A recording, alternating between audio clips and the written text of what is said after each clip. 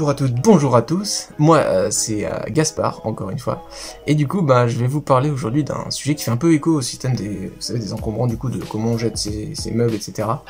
En parlant du coup des déchets alimentaires. À savoir que du coup en France il y a beaucoup de gaspillage alimentaire, et partout dans le monde aussi, mais je me focus sur la France. En France il y a environ 10 millions de tonnes de déchets alimentaires du coup par an, ce qui est plutôt massif, et c'est l'équivalent en euros de 16 milliards d'euros.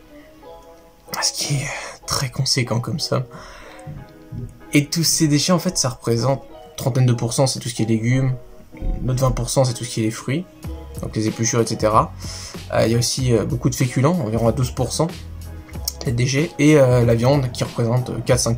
On peut limiter tous ces déchets, notamment du coup avec des gestes assez simples, type cuisiner ses restes, faire créer son compost, on peut le créer chez soi, ou alors avec un peu de chance on a un compost collectif disponible dans la ville, d'ailleurs renseignez-vous, peut-être que vous en avez un proche de chez vous et que vous le savez pas encore. Pour jeter tout ce qui est du coup type épluchures, coquilles d'œufs, etc. Vous pouvez faire votre compost et du coup créer, recycler en même temps, ce qui est plutôt cool, et écolo. Enfin, on peut faire d'autres trucs un peu plus spécifiques, type par exemple utiliser le marc de café, pour faire par exemple des masques cosmétiques, pour la peau, etc.